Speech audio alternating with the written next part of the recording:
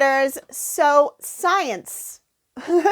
How many of you were, hands up if you loved science? Well, today's author used her knowledge of science and the breeding habits of certain animals to outline the plot of her novel.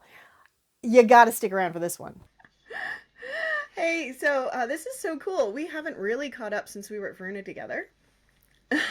No, Not at no, all. in the snow. Oh, yeah. Yeah, the snow. That was so cool. I mean, it was cold, but it was also cool. Yeah, especially for coming from Brisbane, it was Yeah. really special. This is hilarious. Two Australians sitting here talking with the accents that we have. So, you're originally from the States, which is what we call it in Canada. I understand that we're the only people in the Mhm. world that call it the States. But how did moving to Australia change your writing journey? Do you know when I moved to Australia in actually it's ooh, almost spilled my coffee. Got so excited. It's almost 20 years now. In February it'll be 20 years Wow. since I moved here. And I actually wasn't writing when I moved to Australia. I came here to do a PhD in biology at UQ. And I thought that academic biology was my life.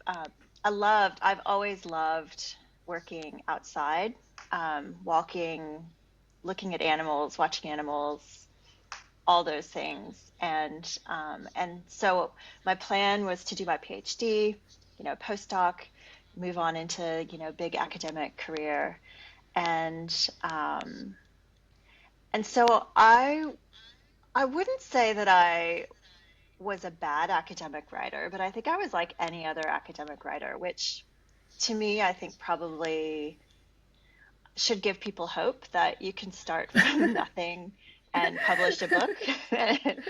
Yeah. um, yeah, yeah, because it wasn't until, gosh, I'd finished my PhD, I'd had a baby, I'd gone through cancer treatment, I'd done a postdoc, and then I started writing fiction. I actually took my first fiction class in 2014 and Okay. loved it. And I thought, this is something that I didn't expect to love, and Mm-hmm. now it's my life. So What prompted you to take that course in the first place? If it wasn't like on your radar as something you were going to do. I was doing a postdoctoral research position studying marsupials like Antechinuses. And Mm-hmm. I don't know do you guys get Antechinuses down where you are? I have no idea what that is. Ah, they're So amazing. we could, they They're could be like little. walking around my room and I wouldn't know. I have no idea what you're talking about. Sorry.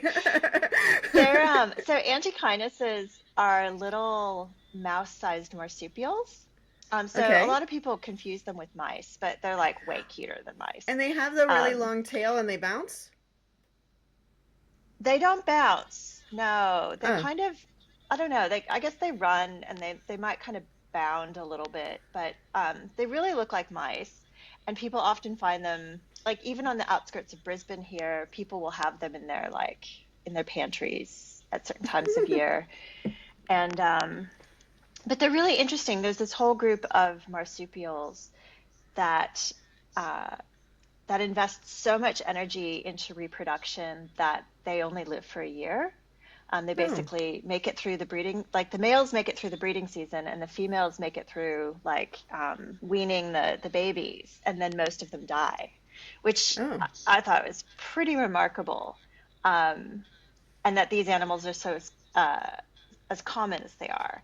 And so I was working on the Antechinuses, also collaborating with some people working on northern quolls, which are interesting because only the males die after a year and the females live for like 3 years and have Wow. multiple sets of babies. Yeah. And I was like, this is really interesting. Like I wanted to write about this in a way that wasn't just scientific papers on like the hormone profile of, Mm-hmm. X, Y, and Z. So I actually thought I might write a nonfiction book, but then I don't know what it was. I got what was it? It's like the Australian Science Writers or something association. And I got a grant from them. And I thought, do you know what? I'm going to take this random fiction class online. And and that did it. And then I realized that I actually wanted to write the story of the Northern Quells and Antichinuses through fiction instead of through like nonfiction. So Mm-hmm. that's how my first novel happened, actually. Yeah. Yeah, the breeding season. Um, Yes. which which is really interesting. I don't want to spoil it or anything, but it opens with a couple that have just buried their baby, and she is almost catonic. Catonic, is that the right word? Catatonic, Um, I think. that's the word I'm looking for. Thank you. and Hmm. and he's it's much more from his perspective, and um, I feel like without getting gruesome, you talk about the reality of that a lot. And I remember you were working on it's interesting because I read the published novel after you were working on it at Varuna, which you were revising it for um, an American market because it was published here in Australia Hmm. first, and it was interesting because the that first chapter you had shared with us, the revised version, and it was interesting like comparing the two, like how you changed it or you were changing it after. Um, anyway, do Which do actually you? is kind of a story all in itself, Joe. Yeah, yeah, go. No, just um, because I didn't realize that most people don't change their novels that much mm-hmm. from an overseas publisher. And after we met, I ended up having a conversation with my agent here in Australia, who was like, "Wait a second, what are you doing?" And it ended up that it didn't even work out with that publisher because they wanted a lot of changes that ultimately I don't know, I wasn't prepared to change who my characters were. mm-hmm. So that's really interesting that you remember the difference between the two, because it was becoming a novel that wasn't my novel anymore for Yeah. somehow. Yeah, I remember that you had just they had just like sent you through the changes or whatever, and you I don't know how I don't remember like the specifics because I was getting it word of mouth, but it was really that week, and I was saying this when I was talking to Lori and Rachel, um, that week was profound for me, and it's probably the start of the journey that is this podcast because I don't think I would have said it this way, but I think in my head, in my heart of hearts, I thought, just get published, just get published, just get published, just get published. You get published, and then that's it, you know? And then within hours of meeting you, and Lori and Serena and Rachel, I went, that's not it. Because you were No. editing a novel that was already published, Lori was trying to get another publisher, which he's now done, but trying to get another publisher because his publisher closed. Rachel was um, editing a book for a publisher that was going to get published, but was not the book. Like the book was already sold, they already wanted it, but they wanted a different book than the one she was writing at the time, which turned out fine for her. Listen to that podcast if you want to know what happened to Rachel. And Serena was waiting on the publisher to get back to her about publishing dates and all that kind of stuff. Like she had the publisher, and I went, okay, so that whole like getting published thing ain't the end of the journey. And all these people are Oh in the no. exact same No. boat I'm in, trying to get my first acceptance.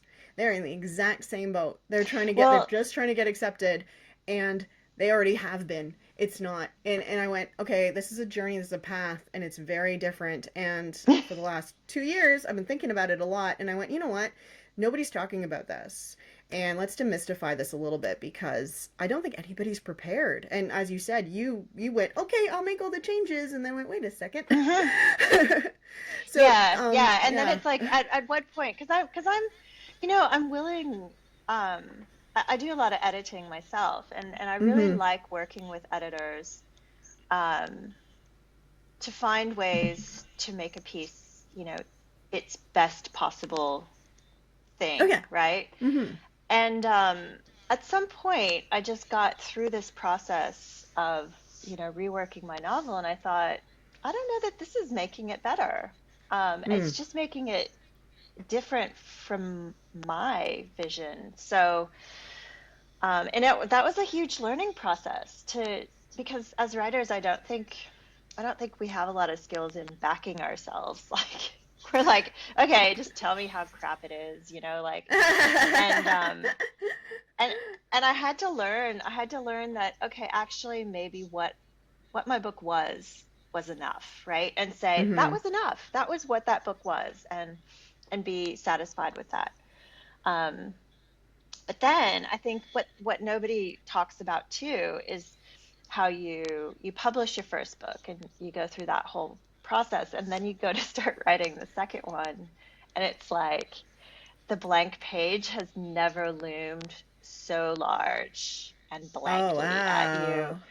Um, yeah, and it's just like, how, because you've just held this entire world in your hand, right? These people, they had their lives, they went out there into our world, and now you've got, you got to start all over.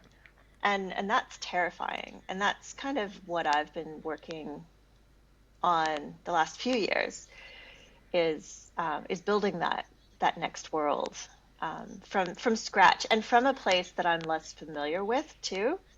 Because I would say a lot of the breeding Wow. season came from my own experience, and this one Mm-hmm. is completely outside my experience. So yeah, so it's Wow. harder.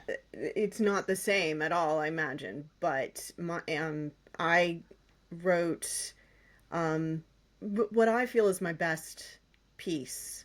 I've talked a lot about it on my YouTube channel. I wrote it and submitted it to the Banjo Prize. Haven't heard yet. Hmm. I'll probably have heard by the time this goes live, but I haven't heard at the point of recording this, so I'm still hopeful. Um, but I gave myself a month. I'm like, I'm going to give myself a month. I'm not going to write anything for a month. I'm going to focus on other creative pursuits. And then I sat down in July to write the novel that I'm going to be writing at Verona starting today. Hmm. And I got, in the whole month of July, well, and since I got about 5,000 words, and most of them I'm going to cut Hmm. and get rid of and start again. And I'm like, I didn't give myself enough time in between, because I'm always like, next project, next project, next project. But Hmm. it's been a long time since I polished a book, and then didn't have already another book on the go. Like this one, I wrote, polished, sent. It's always been like I write a book, I set it aside, I write like four or five other books, and I pick one, and then I edit that one, and then I'm still writing. You know what I mean? Like I'm usually Wow. in all the different worlds. Yeah, it's not so much like pick up one, like this, but like there'll be like months at a time. But I'll just like Hmm. slide back into a world that I already created, or I'll slide back into another world I already created, or I'll feel like creating a new world and I Wow. will. Um, so yeah. So I've never had that blank page problem. I've never had to like, and Mm. it's rough. Like, oh my goodness, it was rough, and it was because I'd had this sort of profound experience. I've changed age group. I've changed genre. I've changed um, uh, reality. So I've always written like sort of a fantasy or some kind of like thing. I'm writing non fantasy, adult, not adult, but grown up, um, romantic comedy. Mm. And I've always written YA Nice. fantasy, so, and it was strategic. It was because I wanted to apply for the Banjo Prize. Um, so what is that like when you've got a, because we were talking with Danuka, who writes crime, so she's in the same world for her Mm. second novel, which just came out. She's in the same world with the same characters. It's just like later on that year kind of thing. But you, of course, Breeding Seasons. It's not a series. It's done. So we're Hmm. writing the next bit. So what is that like? Do you have to like sit and like wait for the inspiration, or does the publisher go, we would like the breeding season, only we want it to be like the death season, and we want it to, like I don't know. I'm not No, scientific, but what's yeah, that it's like? funny because I actually like I have a couple ideas for novels, and I thought Mm-hmm. I was going to be writing one that draws a bit on the science of metamorphosis, which Ooh. is what I did my PhD on, my biology PhD. But then this other idea intruded and Mm. kind of pushed its way in. And that's what Mm-hmm. I'm working on. And what I have been working on since 2019 Wow. is a novel called Relativity, which is because I guess I was interested in exploring the question of, who are we allowed to have relationships with, and Oh wow. who gets to decide whether those relationships are suitable or not. Hmm. And so two of the main characters in this novel are kind of a young woman and a man who's slightly older than the woman's mother. And um, and it's really a book about the mother-daughter relationship, but because that's kind of fallen apart a little bit, the mother becomes very jealous of this new friendship that her daughter has. And so it's kind of about how we deal with growing up and growing older, and because I love it's really important to me to use science in my novels because I come from a science background, and I just think that's the fun part for me. Yeah. um, I've been doing a lot of reading on uh, physics and like the different ways that we work with time. Oh We can wow. conceive and work with time using words and how we experience time. So, so that's, yeah. And the novel is mostly set in Sydney, which I decided in 2019 before COVID happened. And then, of course, I couldn't go to Sydney for like 2 years. So, but I love that. I um, love that. That's great. yeah. Yeah, and I couldn't change it. Like once that was said, it was like, no, these are Yeah. Sydney people. Like they are definitely Sydney people. So Uh-huh. please follow Joe's podcast, the Publishing Path Podcast, wherever you listen to your podcasts.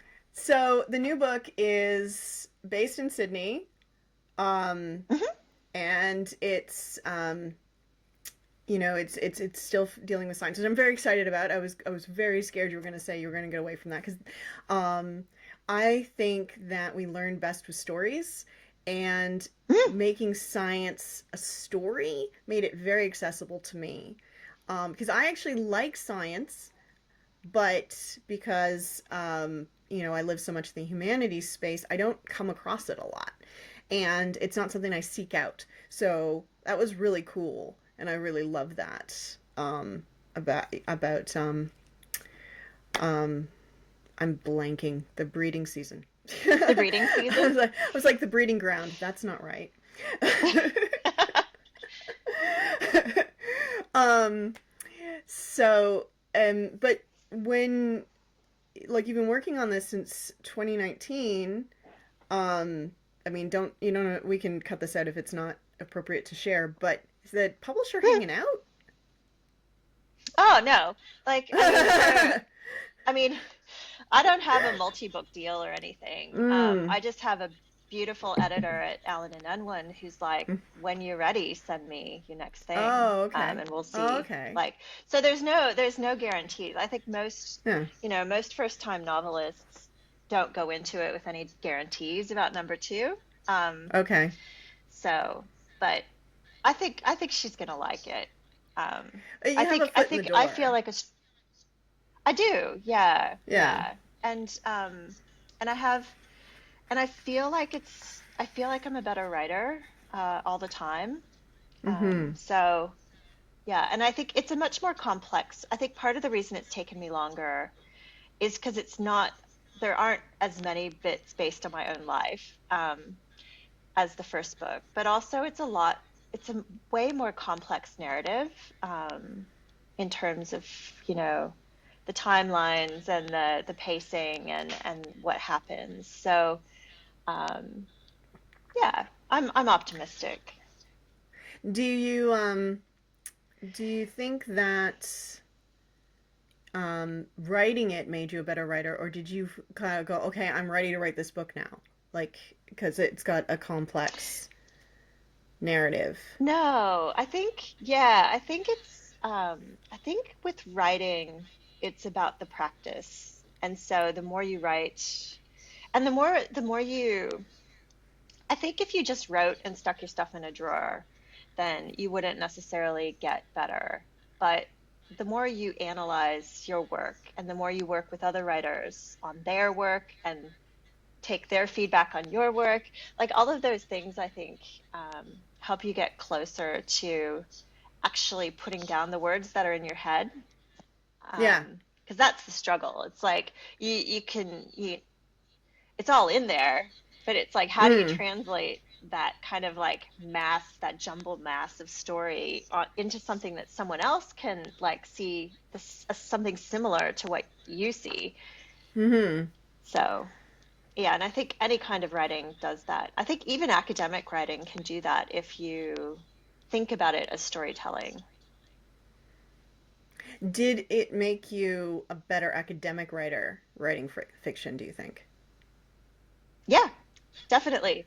I mean, I don't write so much academic fiction for myself now, but I do a lot of editing with academics who are trying to share their research or get grant money. And I think absolutely knowing what makes a story compelling Mm-hmm. um, has helped me help them.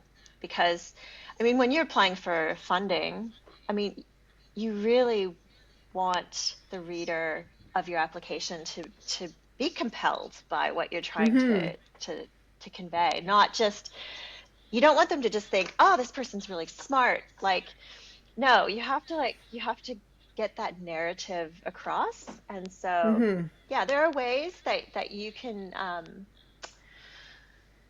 I think use I think that's something exciting about where I am in my career right now, is because I don't actually, it's terrifying because I don't have like a solid job aside from at the moment I'm doing a PhD in creative writing, so I do have a scholarship. Um, but I don't have a solid job. Like it kind of comes in little bits, but it's all pretty much related to writing and storytelling. So it's all every bit of work that I do is, I feel, making me better at all the other bits of work that I do, even the ones that are very personal and creative and kind of from that side. Wow. You just dropped the bomb that you're working on what, your third PhD? Second, Okay, a I second. only have a PhD in biology. Only have one. Only have one. Yes, only have one. I have none. No PhDs. But you had said earlier that you know, like when you started writing, when you came to writing, you were not, necessarily a good writer. Do you think that, like, how did how do I put this? Do you think that it is recommended to have higher learning? Either a degree, a master's, a doctorate, or something in creative writing if you want to be successful as a writer. Like, do you think that? I mean, obviously that's the journey you've chosen for yourself, but would you recommend it for others? Like, what are your Um, feelings about that? well, I really like learning about the nuts and bolts of things, and I like getting feedback. So for me, taking as many different, like I've taken so many classes and workshops and read so many books over the last, I don't know, I guess 8 years, um, about writing. Um, but then there's only so much of that that's really useful, and then you really want feedback, and you want people that challenge you to be better than you Mm-hmm. are, and help you. Like I said, I think writing. is one of those things that you get better through practice and through feedback. And so if doing a course, whether that's a university course or an online course, helps you develop that community where you can get solid feedback and really challenge yourself, then Mm-hmm. definitely go for it. But I don't think you need it. I think sitting in isolation, writing, um, you're not gonna improve the way that you want to, maybe. You always have to be putting your work out there in the world, because ultimately the things that we write are never just ours. Like, um, they're kind of a they're an overlap between our world and the reader's world. So because the reader brings their own experiences to anything that they read, and so um, at some point you have to give away this thing that you've created and let it be out there. And so to understand how other people are reading what you've created is really important, I think. Yeah. I just love what you just said. I just had to write it down. um, the I just had to. It's just like the overlap of our world and the reader's world, and that what we write is never just ours. And I was talking Mm. about that a little bit with Laurie. In that, I think it was with Lori. One of the podcasts I was talking, I've talked a lot of, I've talked a lot about writing recently. But one of them we were talking about the fact that it's a very unique art form in that you create something and you've got sort of a vision, and then you give it out to the world, and the person looks at it alone for the most part. I mean, Hmm. I realize there are reading clubs, but for them, like, it's not like sitting in a movie theater or going to an art gallery with other people around, and and so much of the vision is reliant on the imagination and the experience of the person connecting with it. Hmm. So the um, the reader may have a completely different experience based on their own experience, their own imagination, their own world. Like, I imagine that if somebody were to read your new novel, your Sydney novel, in a country where they have not been to, and the reader has not been to Sydney, then they're going to start placing those images with things that they're aware of. So they, like, even though they realize that it's Sydney, it's going to be the Sydney from movies. It's going to be the Sydney from the biases of overseas people. Like, Sydney that I saw in my head before I came to Sydney was very different than the Sydney that is here, because the Sydney you see on TV is the Opera House and that area right by the Hmm. Opera House. And so that's what you think Sydney is. But once you come to Sydney, you realize there's a lot more to Sydney than the Opera House, and it doesn't all look like the Opera House. And you can't see the Opera House from every window. It's kind of like the Eiffel Tower. um, Yeah, and I think if it's important to you as a writer to capture the elements of a place really effectively, then you're going to be walking people slowly along the streets and, describing the houses and describing the trees, and that's going to be part of the story of your characters' lives. And and so there will be, I think there will be higher level details that you want. mm-hmm, I mean, I'm just speaking from me. Like, this is what I mm-hmm, would want. Like, there's going to be higher level details about the city that people can fill in. I'm happy for them to fill that in. But for example, one of the big differences, one of my characters lives in Redfern, which is kind of inner city, kind of used to be rough, is kind of becoming gentrified. And the other is, North Sydney, which has kind of always been gentrified. And so there's like a very big um, social historical difference and even environmental difference between these two places that's important in the novel. So, I mean, part of what I care about and what I'll be getting feedback from readers on when it gets to that stage is, am I conveying the differences between these places effectively? Like, can you imagine what it's like to walk down that street? mm. will you be getting beta readers from places, from people, from readers that are not familiar with Sydney to try and catch that? Yeah, that's cool. Yeah, all kinds of Uh, people. mm-hmm. Because I'm always kind of very conscious of getting beta readers that are familiar with, especially Hmm. with something that's outside my experience, you know, with the world and that I'm creating, to make sure I'm accurate. But if what you want is somebody to be able to visualize something that they actually haven't seen in person, then that would be like a different, like, do you understand this? Do you, or am I conveying this? Yeah. That's interesting. So I hadn't considered that for beta readers. Um, but places, I think place in Australian fiction as a whole, maybe you do or do not feel the same, but I feel like in Australian fiction, place is very important in a way that I don't see in even in Canadian fiction the same way. I mean, some obviously, like Anne of Green Gables is very place focused, but there's a lot of there's a lot of novels that could, like, they may say what city they're in or whatever, but it could be moved. It's not really. Whereas I feel like place is very important in Australia. Do you agree? Do you think that that's true? I think Yeah. so. Yeah. Yeah. I think it tends to be important in the kind of writing that I like to read as well though. So Hmm. I might be biased when I Yeah. Yeah, I suppose it's also in kind of stuff I like to read. Um, so um, how you say you're not quite at the beta stage yet. So what stage are you at with your novel? um I have it I have it reasonably loosely mapped out and Mm-hmm. I'm over halfway through. Mm-hmm. Um So, and I've got a couple of, I'm aiming to have a draft because it's part of my thesis now too.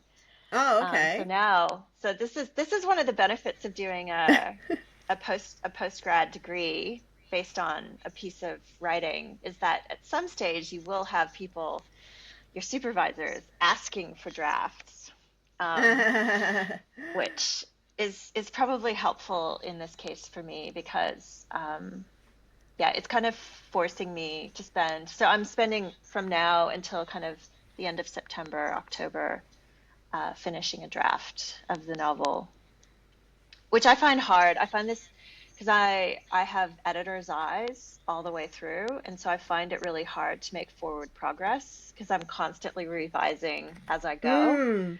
Mm-hmm. Um, I understand that. I understand so that. I also revise as I go. And like I don't have the scientific, because you probably have to check all the science and all that kind of stuff as you're going as well. Make sure your science is well, right. and I actually, so I do that in a couple of stages. So I often do a big bout of reading at the beginning, and then revisit the science again a few times throughout. Mm-hmm. But I think I'll probably, after I have a first draft, I'll probably do like a science edit, um, Mm. at some point to make sure that the science is right. But then also I want to use the science in different ways. Like um, I don't want to just like spout scientific No. facts. I want to kind of Mm-hmm. use it like the breeding season. I use the science as the frame. Like the plot line is based on the science Yeah, no, of that's very these evident. animals as well. Yeah. And so I'm trying to do that in different ways in this book. So I think the editing process will be not any easier than the drafting process, but that's what we love to do, I guess. Yeah, no, I mean the heart is what makes it great, right? As Tom Hanks says in A League of Their Own. Yeah. Mm. um, wow, I'm just full of sports references today.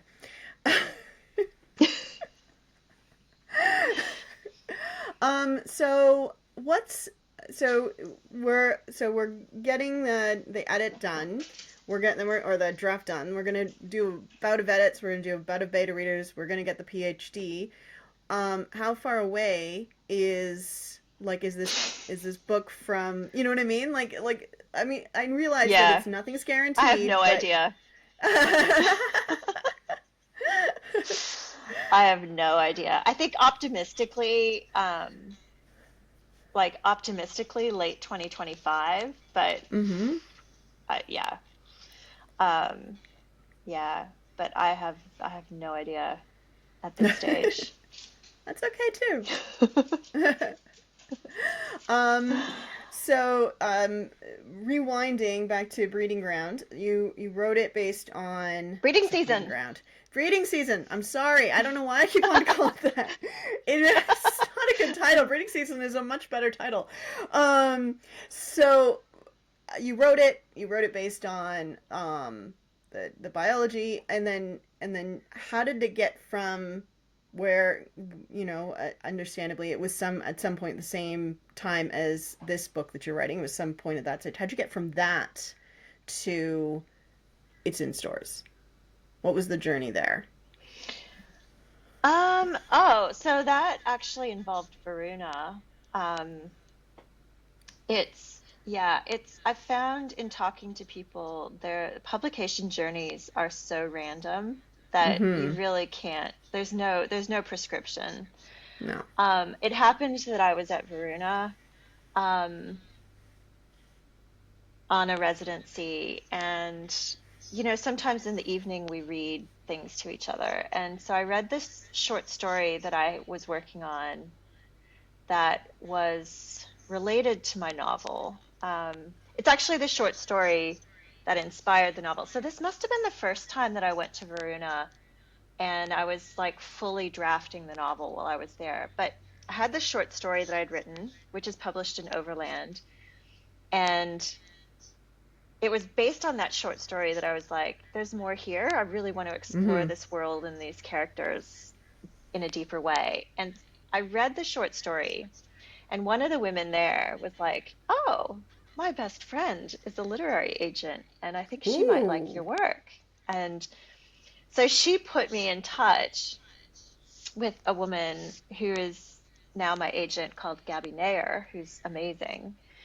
And Gabby was like, "Sure, when you have a draft of your novel done, send it my way." And yeah, and so she liked it. She helped me do some editing, and then I can't remember the timing. It's been so long ago, how much time there was between all of these things. But we sent out um, we sent out the draft to, I think, 8 publishers in Australia all at the same time, and we got 6 who were like, "Oh, that lovely, like, beautifully written, but just not for us."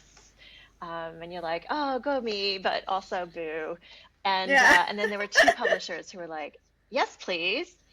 And so ultimately, it was up to me to choose which publisher I wanted to go with. And I love the books that Allen and Unwin publishes, and I love the books that Jane Paul Freeman publishes at Allen and Unwin. So that was kind of a no-brainer.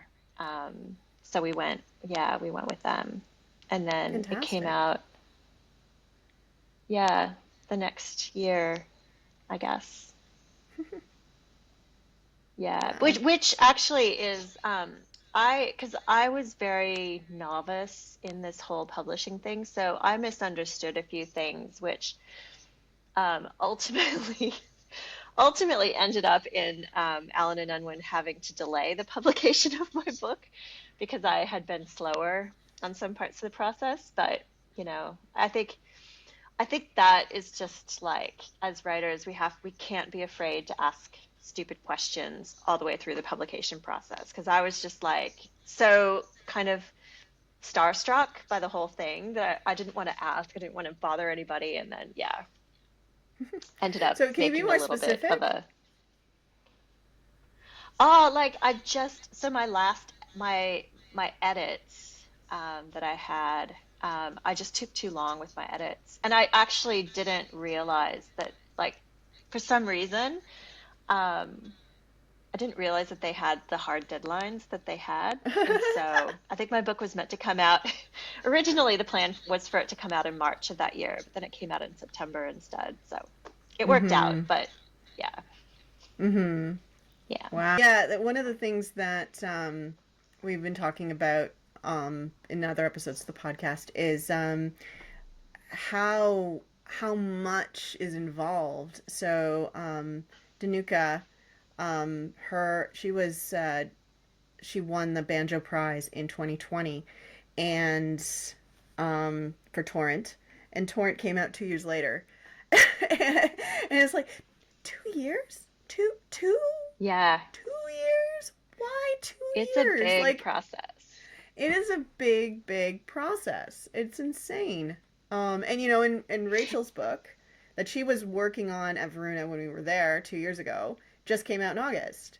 Again, 2 years. Like I don't like it's insane. I think that you're published and then like next week you're on the bestseller list. It's like that's not how it works.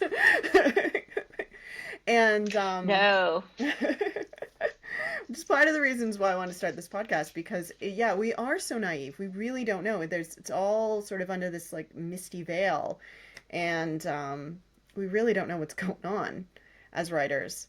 And and I don't think that serves anybody. Like it doesn't serve your publisher, your editor, or anything like that. Because if you had known that those were hard deadlines, you would have acted differently and you would have hit those deadlines. You know what I mean? Like, but you did not know Yeah. those things. But if this podcast had Yeah. existed and you were listening to yourself talking about it, you were going, oh, shoot, those deadlines I've got. I need to go Yeah. do those because those are hard deadlines. Amanda said so. And you know what I mean? Like, Yeah. I feel like that's the reason to talk about these things. And I really appreciate you talking about them. Um, I was actually really interested in how much of that, because like the Audible book is, I was listening to the Audible book, and Hmm.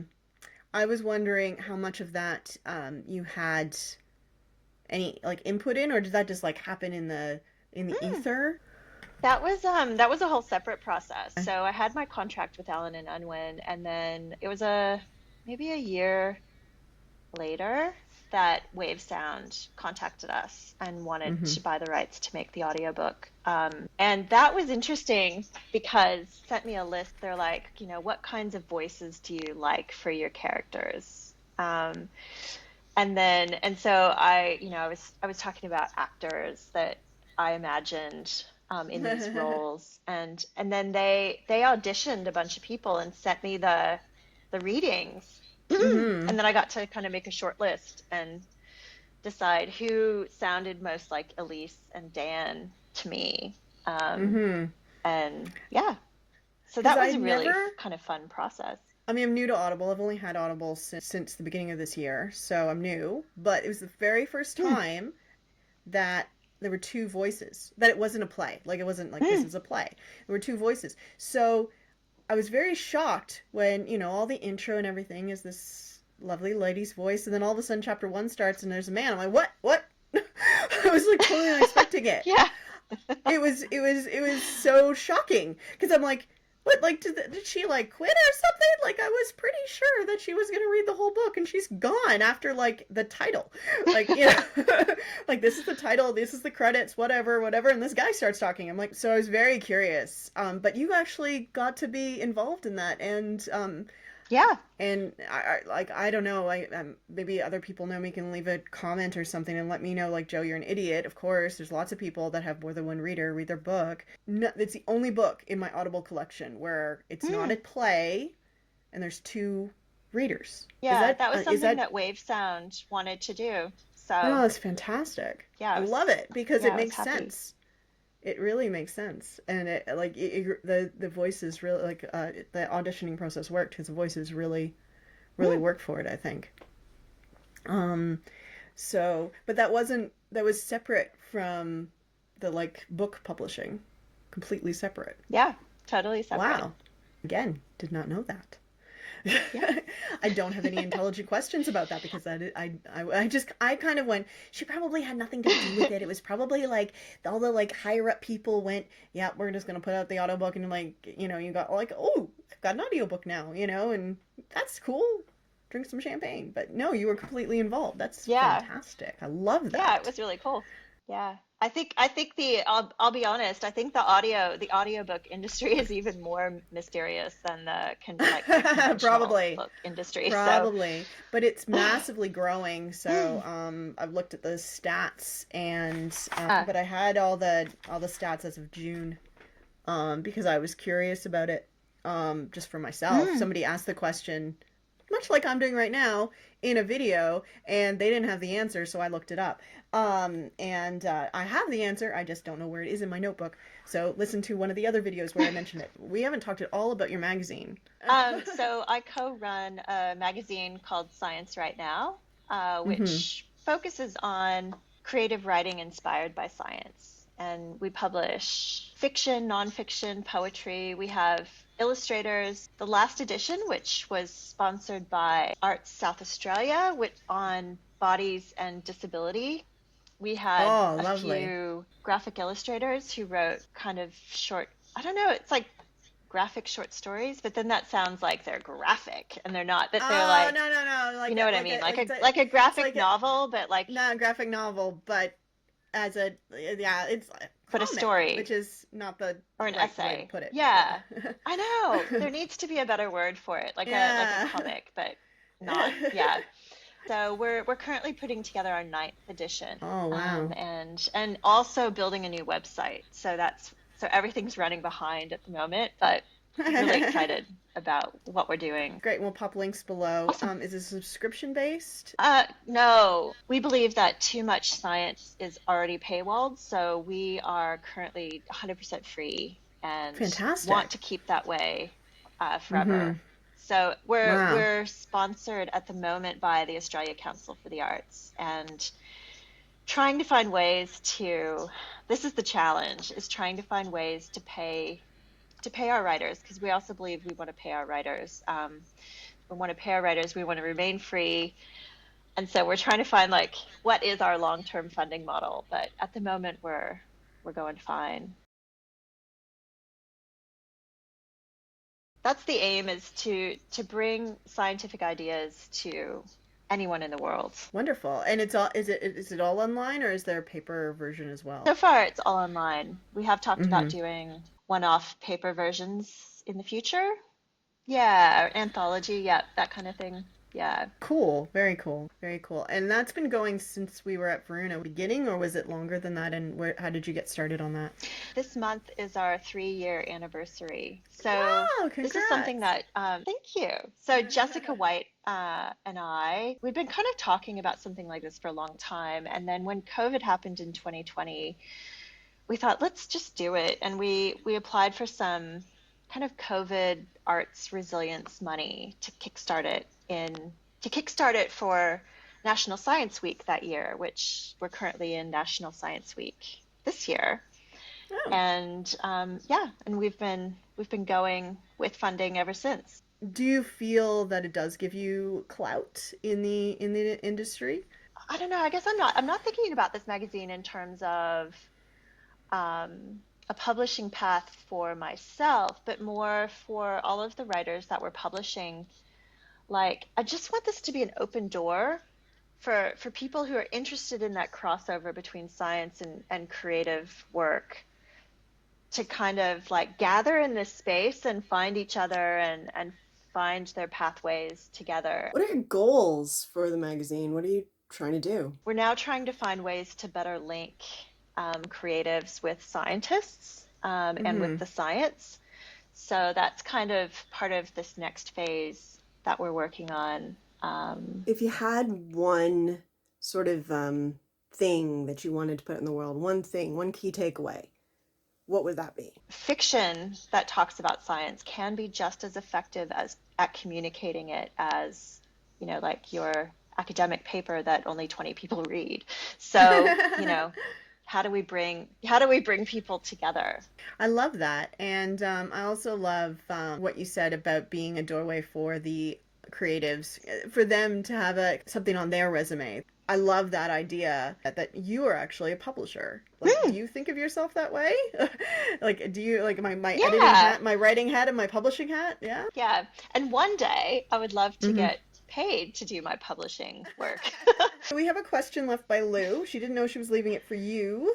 What excites you about your work? I think we kind of covered that. Ooh. But Yeah, no, but the ideas.